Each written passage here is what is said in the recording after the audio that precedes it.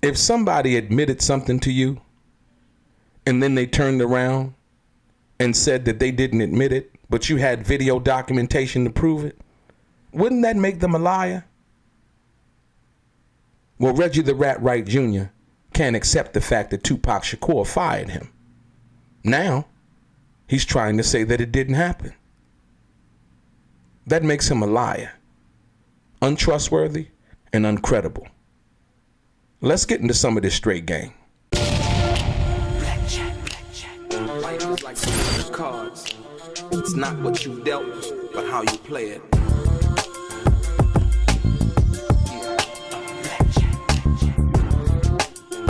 Play each situation correctly. I remember they used to laugh at a brother.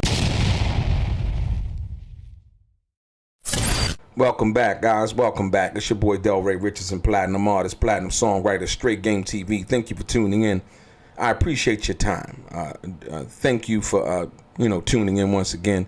Do me a favor, hit the thumbs up button. Subscribe to the channel if you have not already. And like I always say, if you want to be one of the first people notified when I drop some of this straight game, please do me a favor and click on what appears to be that little bell notification. I'm gonna get right into it. Ladies and gentlemen, Reggie the Rat Wright Jr. feels the need to keep calling me names, right? In his latest video, once again, Reggie the Rat Wright Jr. and Gullible John tried to manipulate you, tried to manipulate you into believing that somehow Reggie the Rat Wright Jr.'s security guards allegedly running behind the Afeni Shakur in the video that they used was evidence that Tupac Shakur did not fire him. It is a fact that Reggie the Rat Wright Jr. has already admitted that Tupac sent a letter to him firing him. He's already admitted that. But somehow, some way, I don't think that he remembered that video. And now he's been trying to walk that back. He's been trying to get that taken down off of my YouTube channel fraudulently. Yeah. That's the only way he's going to be able to do it, is through fraud. And like I said, every time he's done it, I've exposed him. And I will continue to expose him. Every time. Trust me. And so, when you understand that there is evidence, there's documentation, and then there's conversation that comes after that documentation, trying to prove that the documentation doesn't exist. That's like the Houdini effect, if you will. Somebody trying to convince you that your nose ain't on your face, that your eyes cannot see, that your lips and tongue and taste buds do not taste, right? When you understand that, you're going to understand this. The fact of the matter is, Tupac fired Reggie the Rat Wright Jr. That is a documented fact. The fact is, Suge Knight said that Reggie the Rat Wright Jr. pulled the security off of Tupac that night. Suge said it out of his mouth, right? We didn't ask Suge to say that. We didn't try to coerce Suge to say that. He was saying that in a prison conversation, right? He copped to that. So the pulling the security off of Tupac was blatant, outright negligence, if you will. Negligence along with, just outright blatant disregard for Tupac's safety, if you will, right? And so then Suge Knight goes in to say that he asked Reggie to send 5 security guards. Well, we didn't ask Suge Knight to come out and say that. This is something that he said in a casual conversation over a prison conversation over the phone that we were not supposed to hear. You understand what I'm saying? It wasn't like what he's doing now on the podcast, We weren't supposed to hear the conversation that Suge had that I had played. We weren't supposed to hear that. That was a regular phone conversation, right? Okay. So now, Reggie the Rat Wright Jr. wants us to believe that Suge Knight is lying now. Suge Knight, he's lying. He gotta call me. He gotta call me collect. When he called me collect, he gotta call me. Right. Just like Yasmin Fula was supposed to come on Bomb first. That conversation never took place. Reggie the Rat Wright Jr. lied. Reggie the Rat Wright Jr. told us a few years ago that Suge Knight was supposed to be coming on Bomb first. Reggie the Rat Wright Jr. lied. Reggie the Rat Wright Jr. just recently did a video in where he says that Suge better watch what he say. And he was warning Dave Mays. Amazing. What could Suge Knight possibly say? You know what Suge Knight could possibly say? The truth. It's just that simple. Reggie the Rat Wright Jr. has been allowed to lie and create stories. Listen to this. If a person was my custodian in my building, he can't talk about how we made a record in the studio, right? Right. He can't talk about how I promoted Pac's album or I came with the name All Eyes on Me. He can just tell you about how he cleaned the floors. Right. So if a person do security, motherfucker use security. But Right. you wouldn't in the, every person, like Pac was an arrogant motherfucker. Right. Pac didn't fuck with everybody. If you was to help, he gonna speak to you, but he not gonna have a conversation with you. You heard Suge Knight just say, if a guy was security, he was security. He didn't know it. It's just that simple. Reggie the Rat Wright Jr. was a liaison. Reggie the Rat Wright Jr. according to Suge Knight, not according to anything that I'm saying.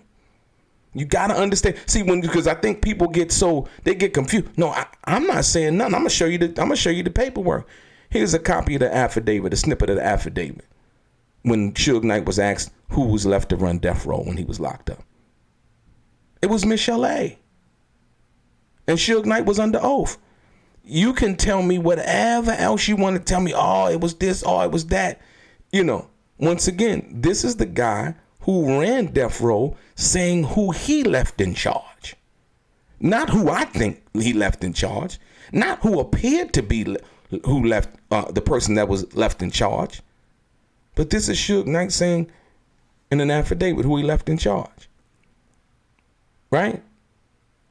So, once again, through documentation and demonstration, I am showing you the facts, not what I'm saying, not what I'm alluding to, not that what I'm trying to convince you of. You can either take it or you can leave it. I'm okay with that. Right?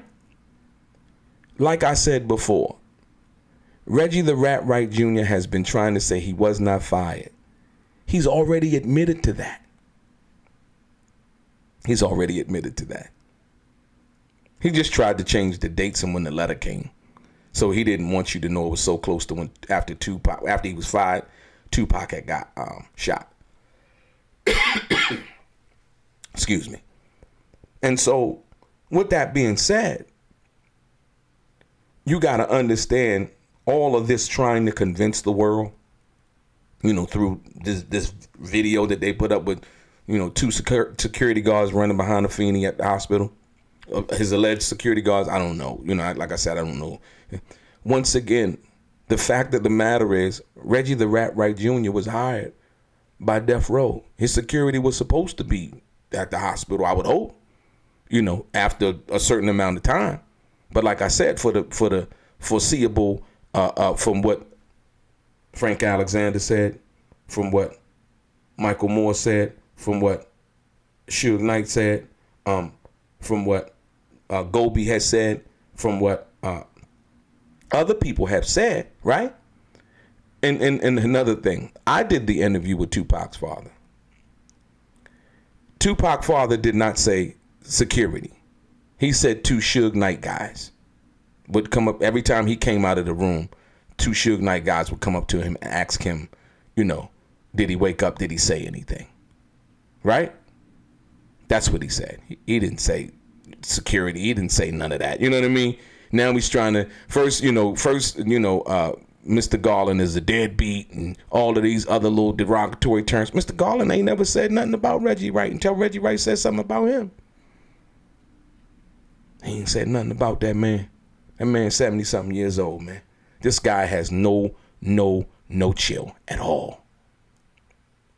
None.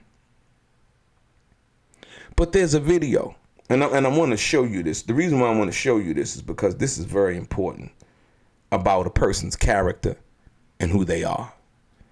This video on Vlad, at the end of the video, just watch the video. Watch it. Watch it. Watch it. Yeah. And listen to what his last words that he said before the video go off. That spoke volumes to me because I never seen the video. I just seen it recently. It spoke volumes to me. Wow. You know? And so it says to me what this guy, Reggie the Rat Wright Jr., is willing to do for money. You know? It speaks volume. I was like, whoa. It took me back. I was like, man, you know. But once again, you know, Gullible John, with the assistance of Gullible John, Reggie the Rat Wright Jr. has been calling me names, and I didn't even know who they were. I knew who Tupac was. I never knew who Reggie the Rat Wright Jr. was. I've never associated myself with him. I've probably been in the same rooms as he was, back in the day, and didn't really know who he was, didn't really care to know who he was, to be perfectly honest with you, from that perspective. And that's a possibility. That's not an absolute certain, right? And with that being said, Reggie has been calling me names. He tried to call me gay. He tried to call me the groupie. He tried to call me choir boy. He called me a bunch of names, right? It doesn't bother me, man. You know what I mean? I'm a man first, you know? And I know what I represent on a daily basis, right? Yeah. But guess what?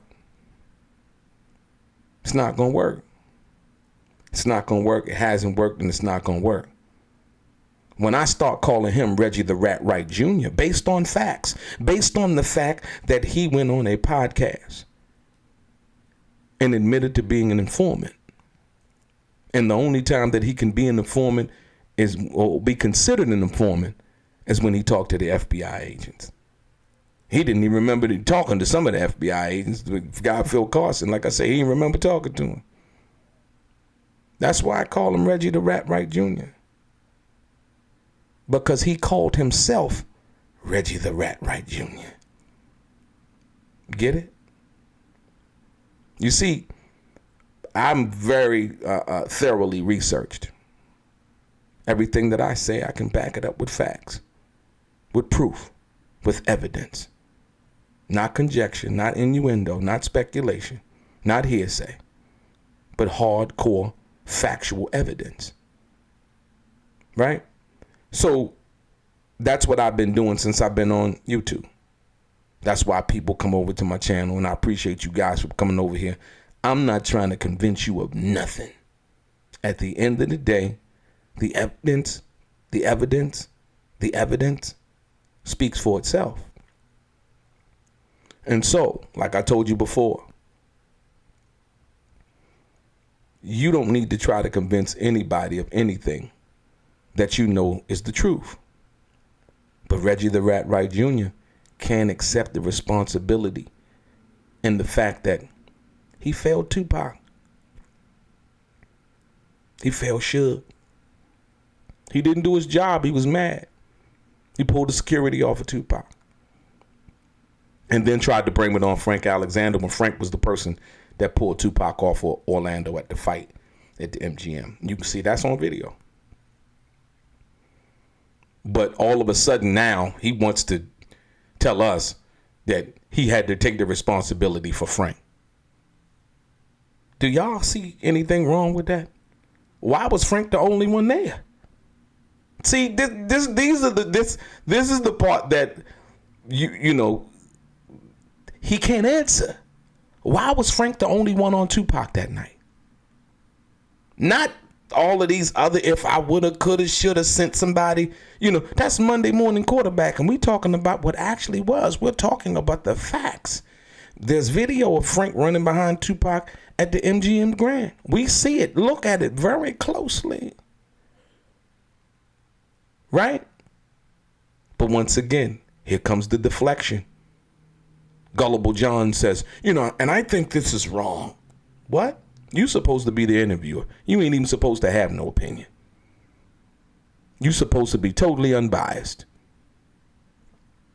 So at the end of the day, we know the credibility of what y'all kicking over there on Bums First is not anything of value, of credibility, or of substance. We know that. Right? But see, I'm not going to diss anybody that subscribes to your channel, because I think everybody deserves to look at and watch and see what they want to see. It's their choice. Right? But I've brung you documentation. I brung you confirmation of information. Right? And that's all I continue to bring. Your boy DELRAY, straight gang.